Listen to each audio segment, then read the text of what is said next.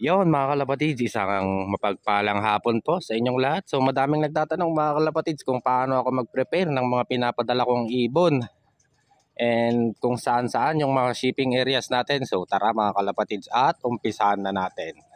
Ayan mga kalapatids, bale magpapadala tayo ng 7 piraso mga kalapatids na Taiwan. So ginagawa ko mga kalapatids bago ako magpa-ship ng ibon, since 4 to 5 yung shipping time natin, alas 3 nagpapakain na ako mga kalapatids. Ayan, talagang binubusog ko sila. Anli kain mga kalapatids.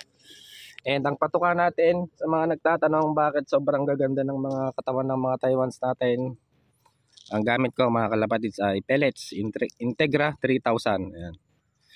Integra 3000. Bale, ang bilis nilang mag-recover, ang bilis nilang magpabulto ng katawan, kaya lang hindi siya applicable sa for flyers mga kalapatids dahil madaling malusaw. Kumbaga yung nila hindi matibay sa liparan mga kalapatids, madaling malusaw yung laman ng katawan nila.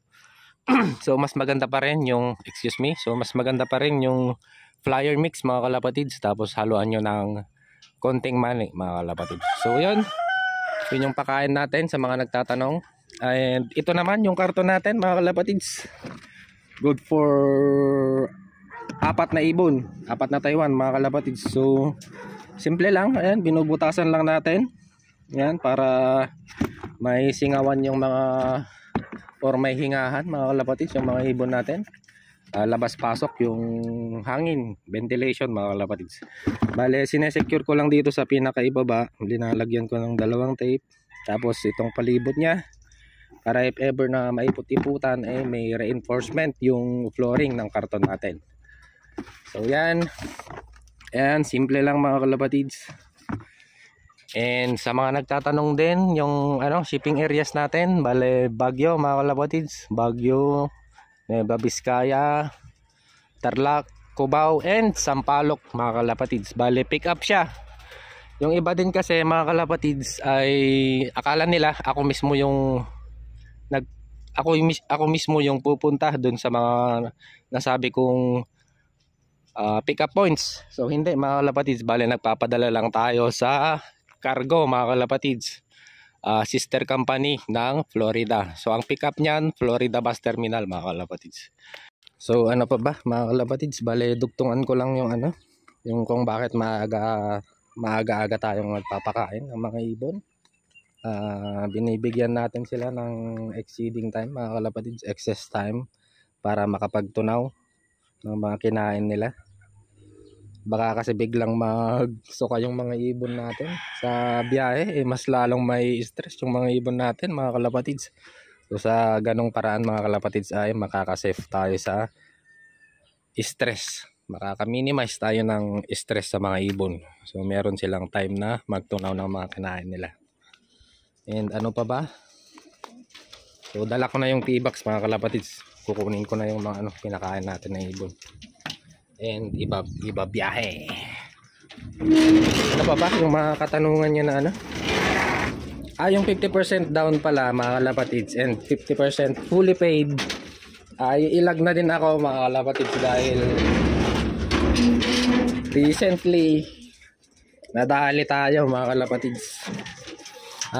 Kita nyo naman siguro yung pinost ko sa FB page. Actually tinakpan ko yung pangalan niya mga kalapatids dahil nakakahiya talaga yun, sa kakarampot na halaga, manluloko ka ng tao. So ayoko din naman ng ganon mga kalapatids, yung nampapahiya ng tao sa kakarampot lang na halaga. So tinakpan ko yung pangalan niya mga kalapatids, and after few hours mga kalapatids na magpost ako ng ganon na may umano sa akin. So maraming salamat din pala sa mga nagpaabot ng concerns mga kalapatids.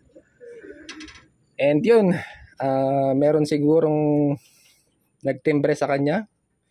So after nung post ko na yun mga kalapatids ay nagbayad na din siya. So yun, ilag na ako dun sa 50% down and 50% fully paid kapag nakuha na yung ibon. So pass na tayo doon. Ano pa ba?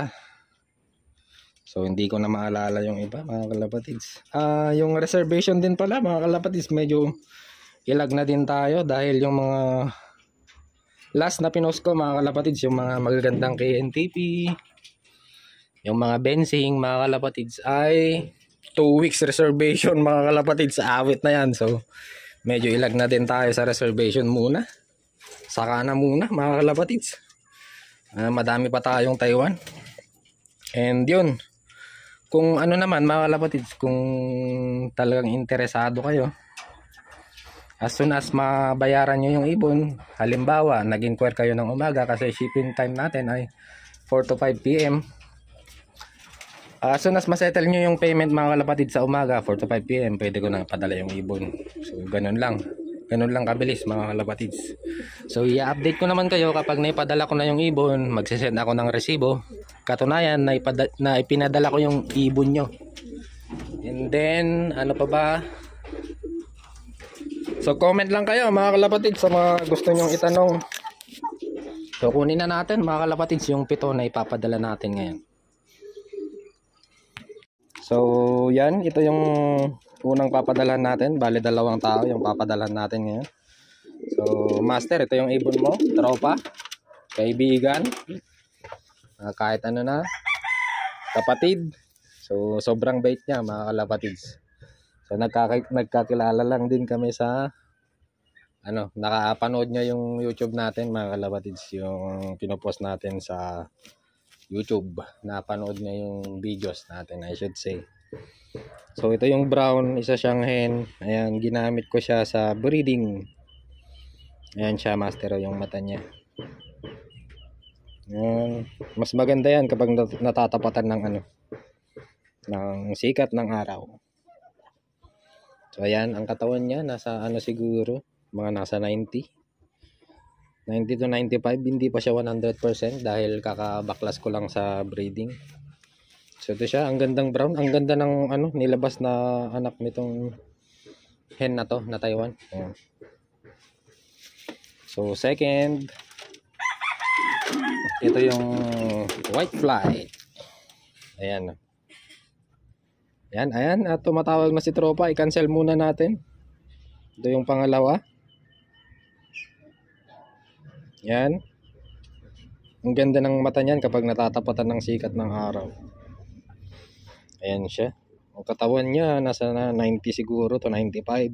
Ayan, mas maganda ang katawan nito. Ayan, ako din kasi mga kalapatids, madamot din akong magbigay ng rating dahil magbabawas pa to mga kalapatids sigurado.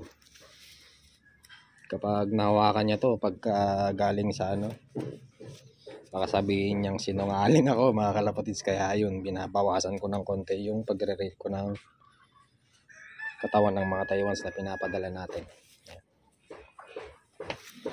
Pangalawa, pangatlo, ito maganda to, ang gandang hen nito.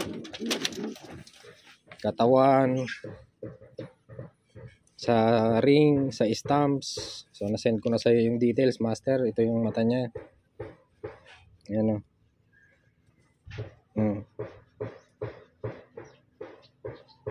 Ayan, ang ganda, napakalinaw. Ayan. So ito yung pang last.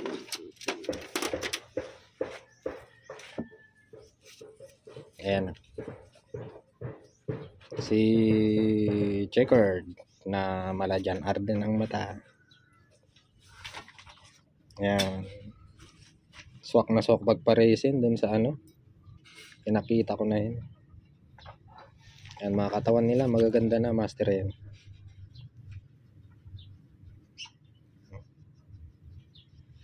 Hours later. So yan master, bale nandito na yung ibon mo. So good luck bukas. So normal lang na magkanyan yung mga ibon. So mamayang gabi ay magbibehave na sila. So ayan, 4 yan master. So good luck sa breeding and maraming salamat sa tiwala. So itong tropa natin na to mga kalapatids, napakabait na tao. Willing siyang mag-share ng knowledge mga kalapatids sa forte or genre niya. So willing siyang mag-share. And wala din siyang kahangin-hangin sa katawan mga kalapatids, kahit madami na siyang napatunayan sa ganung larangan. Hindi mo siya makikitaan ng yabang sa katawan. So maraming salamat master sa pagsuporta. And sa tiwala. So good luck sa breeding. Once again, good luck sa breeding. Yan. Magaganda yung mga nakuha mo na ibon. Yan. So yung second na nag-avail mga kalapatids, bale master, nandito na rin yung ibon mo. Bale 3 to sa isang karton. So good luck sa breeding and maraming salamat din master sa tiwala and pagsuporta sa ating YouTube channel. So sa mga nagtatanong pala mga kalapatids na kung sakaling mamatay yung ibon sa biyahe, so full refund yan mga kalapatids. Full refund kahit magkano. Sinasabi ko sa inyo.